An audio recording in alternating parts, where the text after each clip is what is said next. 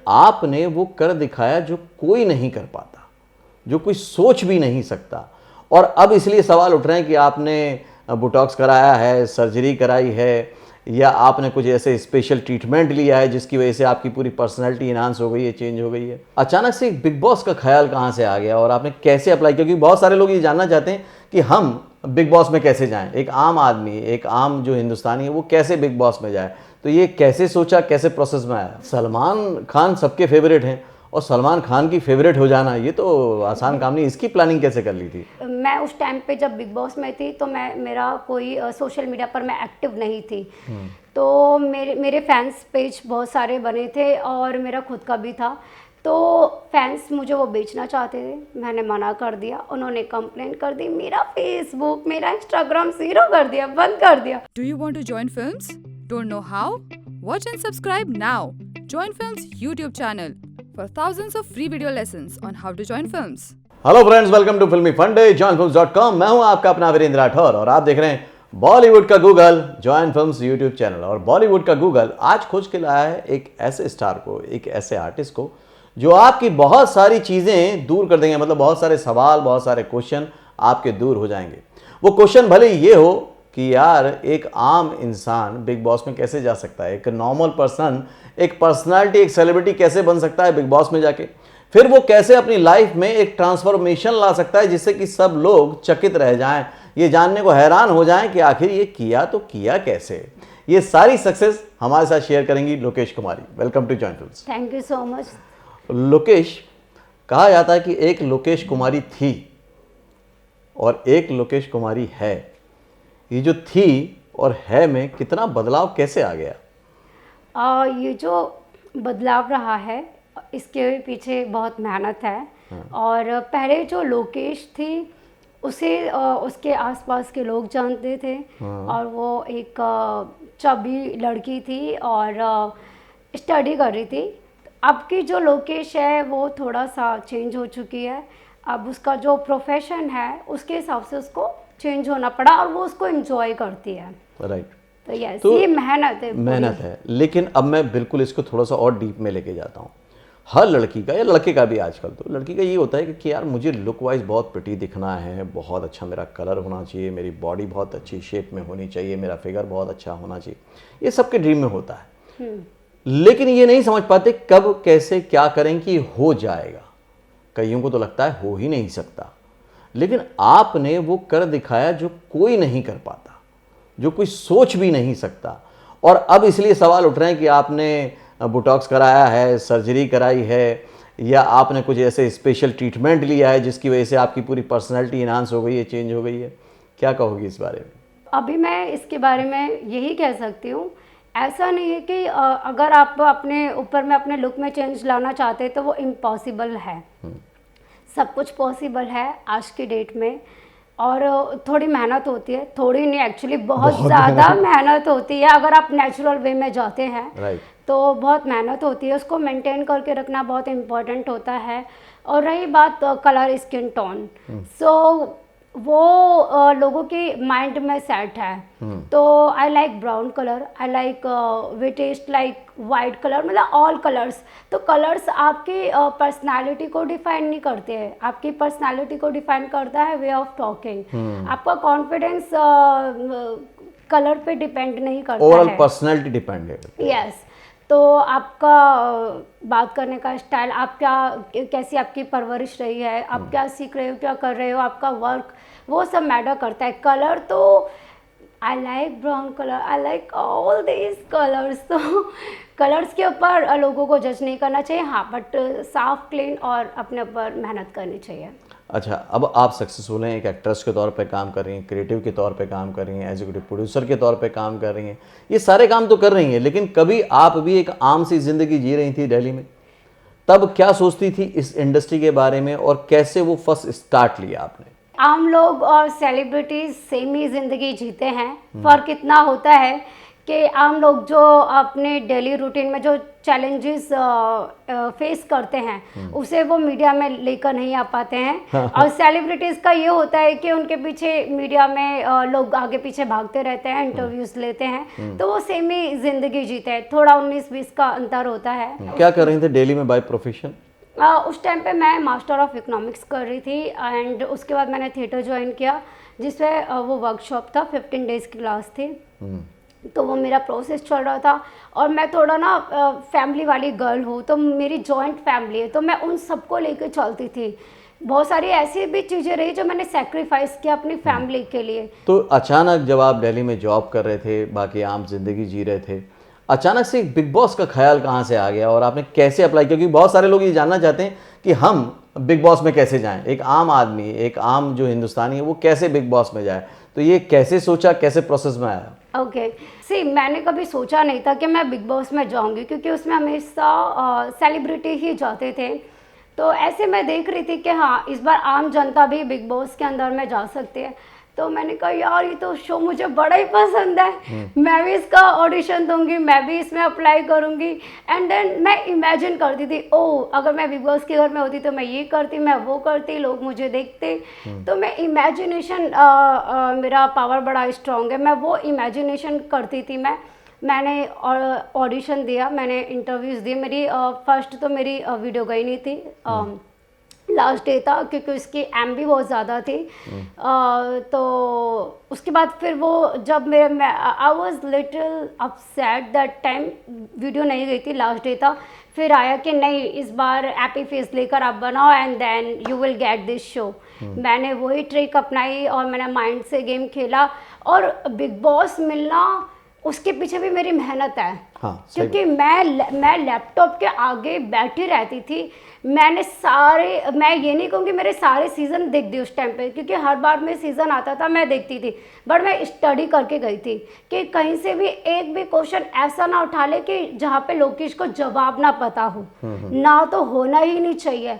तो मैंने कब फाइटिंग हुई, किससे हुई, सलमान सर की 50 अनसुनी कहानियाँ की, कहीं से भी कुछ भी हो, पूरा होमवर्क किया और मुझे कैसे क्रिएटिव टीम को इम्प्रेस करना है, मुझे क्या पहनना है। हर बार में मैं भले ही फैटी थी, लेकिन मैंने हर बारी में उनको एक डिफरेंट पर्सनालिटी दिखाई थी और डिफरेंट वे ऑफ टॉकिंग मेरा रहा था, ताकि उनको हमेशा वो जब भी जिस लोकेश से मिले उनको हर बार में अलग पर्सनालिटी, एक वेरिएशन देखने को मिले। यस, जो शो की डिमांड भी है। यस, मेरे को पहले ही पता था ना क्रिएटिव टीम को चाहिए क्या।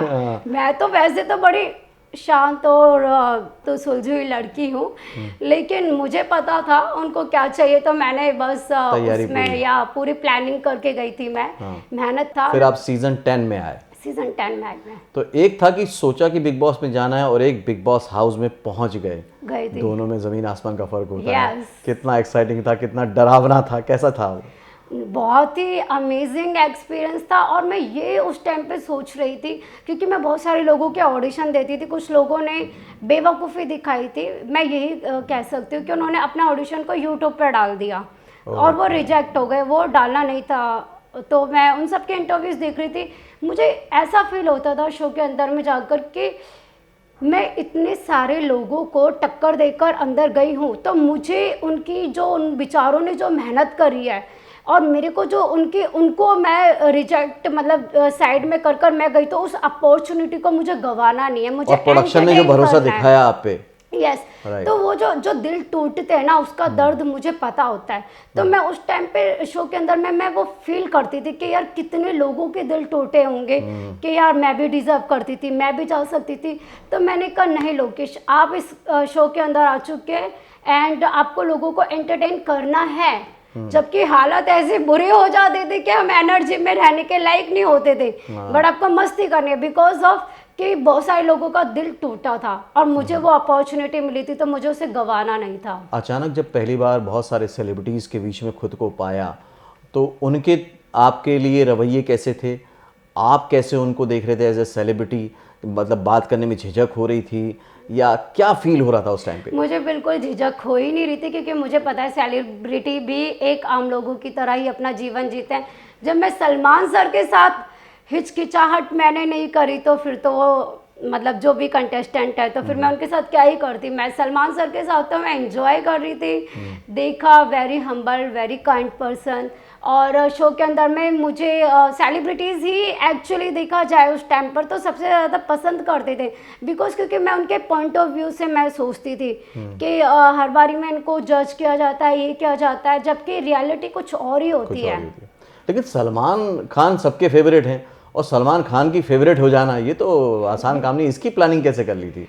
मैंने एक्चुअली कोई प्लानिंग नहीं की थी, और मैं शो के अंदर गई थी, मेरे को पता भी नहीं था कि मेरी ऐसी क्यूट पर्सनालिटी हो भी सकती है। सब मुझे अंदर में क्यूट कहते थे, मैं उनको कहती थी मुझे क्यूट मत कहो, मैं कोई क्यूट हो नहीं मैं इतनी, जितना तुम लोग मुझे बोलते रहते हो। बट ये था कि मुझे एक बड़े पॉजिटिव वे में इस गेम को खेलना है, और मेरा जो अंदाज़ था वो अपने आप ही आ गया, क्योंकि मैंने पहले ही कहा था क्रिएटिव टीम को, आई हैव नो आइडिया मैं अंदर जाके क्या करने वाली हूँ, मेरी कुछ अलग ही पर्सनालिटी मुझे दिखेगी। मुझे ये नहीं पता था कि वो मेरी क्यूट पर्सनालिटी मेरी दिखेगी। बट हाँ, मैंने अपने अलग स्टाइल में बात किया, अपने डेली वाले स्टाइल में मैंने बात किया। सलमान सर को पसंद आया एक्टिंग की, तो ये बहुत ही अच्छा था। जब आप किसी शो में जाते हैं, खास तौर से इस तरह के शो में, तो आपका मकसद तो यही होता है कि उसको जीतना है, टॉप पे जाना है। लेकिन कहते हैं ना कि कई बार वो नहीं भी हो पाता है। जब वो नहीं हो पाया और आप वहाँ से जल्दी एलिमिनेट हो गए, उसके बाद भी आपको क्या क्या मिलता चला गया, वो बात है। मेरे लिए सबसे बड़ी अचीवमेंट तो तभी हो गई थी जब मैं शो के अंदर चले गई थी। विनर बनना ना बनना तो मतलब अलग ही बात है, उस शो में आम जनता से आ जाना वही अपने आप में एक विनर वाली खुशी होती है। उसके बाद का जो चैलेंज रहा था, ऑफ कोर्स मैंने अपने ऊपर काम किया, क्योंकि मेरा वे ऑफ टॉकिंग दिल्ली वाला स्टाइल था। मैंने यूट्यूब से सीखा, मैंने वीडियोस देखी, मैंने ग्रूमिंग की, मैंने इंटरव्यूज़ देखे, और मैंने यहाँ पे ऑडिशन दिए। शॉर्ट लिस्ट होती थी, कहीं पे मैं सिलेक्ट हुई, कहीं पर बजट का इशू था, बहुत बार रिजेक्ट हुई। रिजेक्ट छोटे छोटे चीज़ों के लिए, लाइक किसी को बहुत टॉल चाहिए, अब कैरेक्टर के हिसाब से 5, 6, 7 चाहिए, किसी को बहुत और फैटी ये चाहिए, तो उस टाइम पे मैंने वेट कम किया था। तो छोटी छोटी, कभी एक्टिंग के ऊपर हो गया। मैंने देखा एक ऑडिशन के टाइम पे जिन्होंने बहुत अच्छा काम किया है वो भी ऑडिशन देने आ रहे हैं, वो भी रिजेक्ट हुए हैं। तो ये मैंने अपनी ही आंखों के सामने ये प्रोसेस मैंने देखा। फिर मैंने अपने ऊपर काम किया कि लोकेश आपको ये सीखना है, ये करना है, खुद करना है। तो उस हिसाब से मैंने किया। हाँ, कुछ प्रोजेक्ट मिले करे, कुछ प्रोजेक्ट को मैंने भी रिजेक्ट किया, और कुछ रिजेक्शन का तो सामना हर किसी को करना पड़ता है, मुझे भी करना पड़ा ऑफ कोर्स, क्योंकि अगर आप ग्रूमिंग कर रहे हो तो ये तो लाजमी है कि आपको हर चीज़ नहीं मिल सकती है। तो अभी कौन कौन से प्रोजेक्ट चल रहे हैं आपके, और कौन कौन सी जगह पे आपको देख सकते हैं आपके फैंस? अभी रिसेंटली मैंने जाविदा सॉन्ग किया है, जो कि हमने कश्मीर में शूट किया था। इसके अलावा 1-2 और प्रोजेक्ट है जिनके लिए बात चल रही है। लेट्स सी, देखते हैं, मेहनत कर रहे हैं, हार्ड वर्क कर रहे हैं, देखते हैं। ओके, सोशल मीडिया का कितना इम्पैक्ट आजकल के डिजिटल एज में एक आर्टिस्ट पे पड़ता है? बहुत ज़्यादा, बहुत ज़्यादा। जब मैं बिग बॉस से निकली थी तब इंस्टाग्राम उतना ग्रूमिंग नहीं था, सोशल मीडिया उतना ग्रूमिंग नहीं था, चल रहा था। लोग अपने इंजॉय के लिए प्रोफाइल को शेयर करते थे कि अपने डेली रूटीन के कुछ कुछ अपडेट्स देते थे। उसका एक्टिंग लाइन से उतना कुछ लेना देना नहीं था। जो पापाराजी हैं, जो आज की डेट में आप कहीं पे भी निकलो तो वो पीछे आ जाते हैं, बट मेरे टाइम पे जो मेरे इंटरव्यूज़ थे वो मुझे कॉल करके बुलाए जाते थे। हाँ, मेरा थोड़ा सा मेरा वहाँ पर नुकसान ये हो गया था कि जो मैं उस टाइम पे जब बिग बॉस में थी तो मेरा कोई सोशल मीडिया पर मैं एक्टिव नहीं थी। तो मेरे फैंस पेज बहुत सारे बने थे और मेरा खुद का भी था। तो फैंस मुझे वो बेचना चाहते थे, मैंने मना कर दिया। उन्होंने कंप्लेन कर दी, मेरा फेसबुक, मेरा इंस्टाग्राम ज़ीरो कर दिया, बंद कर दिया। अब मैं अपनी प्रोफाइल किसको दिखाऊँ?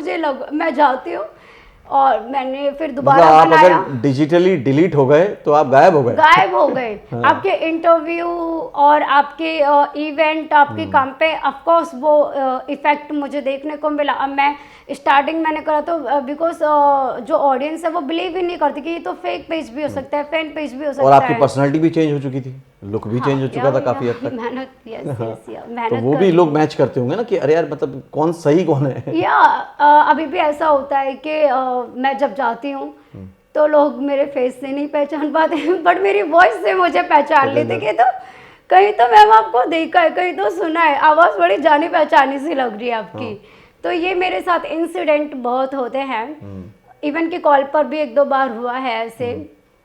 तो यस, ये चलता रहता है। हाँ, बट मुझे इसका नुकसान बहुत रहा और इवेंट में इन सब में बहुत इसका इफेक्ट पड़ता है। फिर दोबारा खोला और दोबारा से धीरे धीरे स्टार्टिंग करा, ग्रूमिंग करा। बट ठीक है, अभी है। मैंने जितनी भी देर आपसे बातचीत की, आपके उससे बात निकल के आई कि अब मैं ये सीखती हूँ, अब मैं ये देखती हूँ, अब मैं ये इम्प्रूव करती हूँ, अब मैं ये ग्रो करती हूँ। अब क्या बचा है ऐसा जो ग्रो कर रही हैं आप, क्या अपग्रेड कर रही हैं? हमेशा लाइफ में आप किसी भी डेस्टिनी से, किसी भी जर्नी से सीखते हैं, वो हमेशा आपको सीखने को कुछ ना कुछ देता ही है। तो मैं यस ऑफ कोर्स, मैं बहुत सारी चीज़ें हैं मेरे को सीखना है, करना है। उसकी कोई लिमिट नहीं है। आपको हर फील्ड से अलग अलग कुछ ना कुछ सीखने को मिलता है, चाहे आप उम्र के किसी भी पड़ाव पर है। Okay, thank you Lokesh, thanks thank you so much, thank you. तो मेरे साथ ही लोकेश कुमारी, बहुत कमाल की वीडियो है ये। इसको मैं कहूँगा आप एक बार नहीं बार बार देखिएगा, बहुत चीज़ें समझ में आएंगी आपको। पहली बात तो ये है, जो एक बात निकल के आती है कंक्लूजन में, कि कोई भी सिलेक्शन जो आपकी डेस्टिनी है एक्चुअली वो रिजेक्शन से होके ही गुजरता है। रिजेक्शन से कई लोग रुक जाते हैं, थम जाते हैं, पीछे लौट जाते हैं, और रिजेक्शन को कई लोग सिस्टम मान के, पार्ट मान के अपने आप को उसके हिसाब से अपग्रेड करते हैं, अपडेट करते हैं, जैसे कि लोकेश ने किया, और फिर सिलेक्शन होता चला गया। रिजेक्शन तो होगा ही, पहली बार में आपका सिलेक्शन नहीं हो सकता, और जब भी सिलेक्शन होगा उसके पीछे होगी मेहनत, तैयारी। जैसे उन्होंने अपनी इनर पर्सनालिटी के लिए की, आउटर पर्सनालिटी के लिए की, इवन बिग बॉस में जाने के लिए भी इतनी तैयारी की, सिर्फ सोचा नहीं कि बिग बॉस में चले जाना है, बल्कि उसके लिए तैयारी की बाकायदा। ये सोचा कि मुझे हर बार एक नया रूप दिखाना है, एक नया वेरिएशन दिखाना है। आपने अगर वीडियो को अच्छे से देखा है, समझा, तो समझ गए होंगे कि मेहनत, शिद्दत, लगन और सीखना कितना इंपॉर्टेंट होता है। आपने क्या सीखा, क्या समझा? आप लोकेश कुमारी से क्या पूछना चाहते हैं, क्या कहना चाहते हैं, मुझे कमेंट करके जरूर बताइएगा। वो आंसर जरूर करेंगी कमेंट में आके। अगले वीडियो में फिर से मिलूंगा, तब तक के लिए देखते रहिए, सीखते रहिए, जमे रहिए। All the very best. आप भी एक्टर बन सकते हैं, अपने घर शहर से शुरुआत कर सकते हैं। सीखिए फिल्म एक्टिंग और फिल्मों में काम करने के तरीके, अपने बजट और टाइम के अनुसार। जॉब स्टडी के साथ बनाएं बॉलीवुड में करियर।